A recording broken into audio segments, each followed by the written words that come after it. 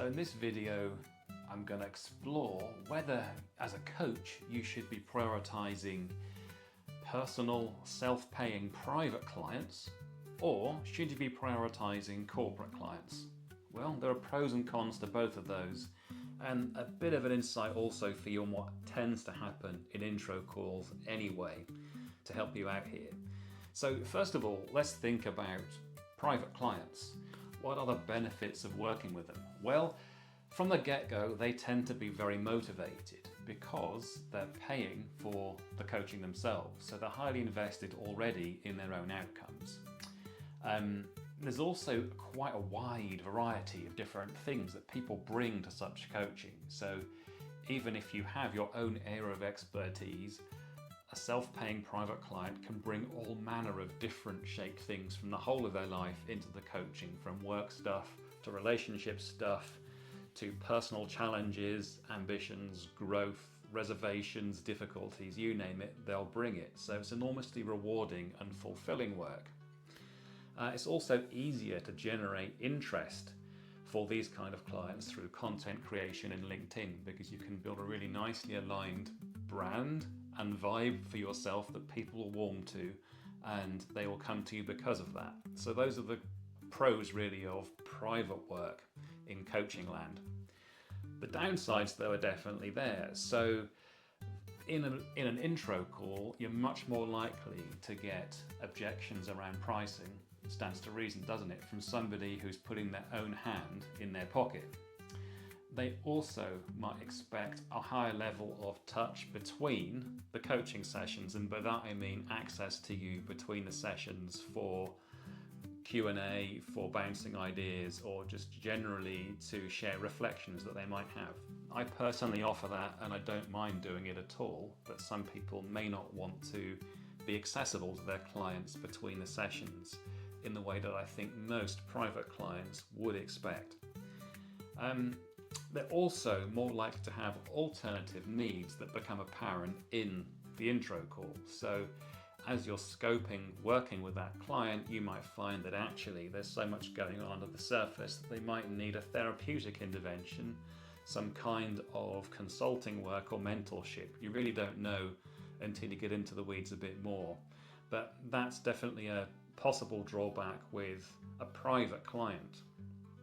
Now, with the corporate clients, certainly in coach school, there seems to be a bit of a FOMO thing that, you're encouraged to see if you can get more of that kind of work for obvious reasons, because it pays more, 2x more quite often or more for certain specialist kinds of work. So that's definitely an advantage. And the corporate engagements tend to be a little bit longer. So whereas private work might be 3 to 6 months, a corporate engagement will often be 6 months, a year, or even longer. I've got one at the moment that's been 3 years, and it's turned into something other than coaching. It's now more of a mentorship kind of a situation. So yeah, better paid, longer engagements, and also the kinds of challenges that you might be presented with in corporate coaching can be really interesting, especially strategic challenges and people-shaped challenges. So those are some definite benefits to it. Also, though, there are drawbacks. So notably, this kind of coaching can often become something else. You may want the coaching to be non-directive and traditional coaching, but it can very often turn into very much a case of mentorship.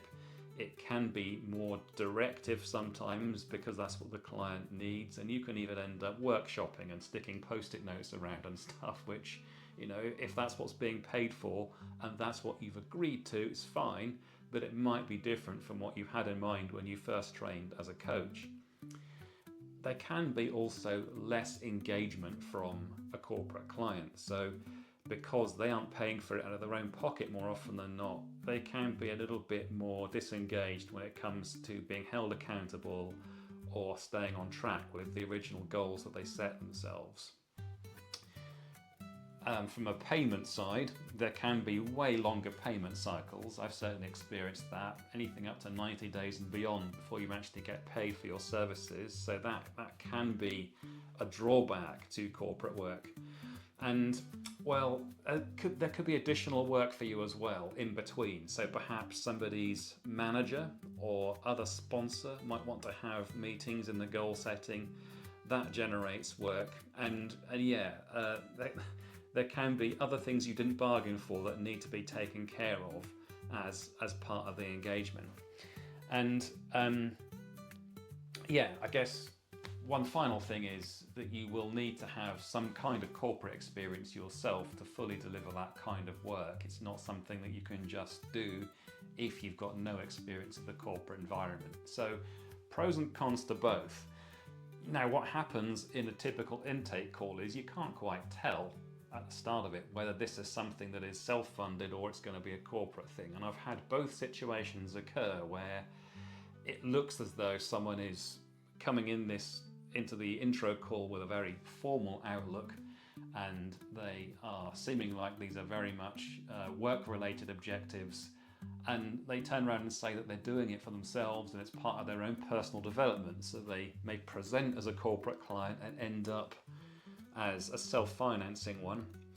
And equally, you might end up with somebody who has got lots of more personal goals at the outset and doesn't mention their work until the very end of the intro call, when they say, actually, this is something that work is paying for. So it can go both ways in an intro call, and that's why it can be very useful to have in the back of your mind your justification for the difference in the offering in your mind, and also what you might charge for it. And I do cover that, or I will cover that, I should say, in a future video around setting your pricing as a coach. So there we go, guys. Hope that helps in weighing up the pros and cons of corporate work and private work, and which way you should bias yourself. Both can be extremely rewarding in different ways. So good coaching to all of you, and I'll see you in the next video.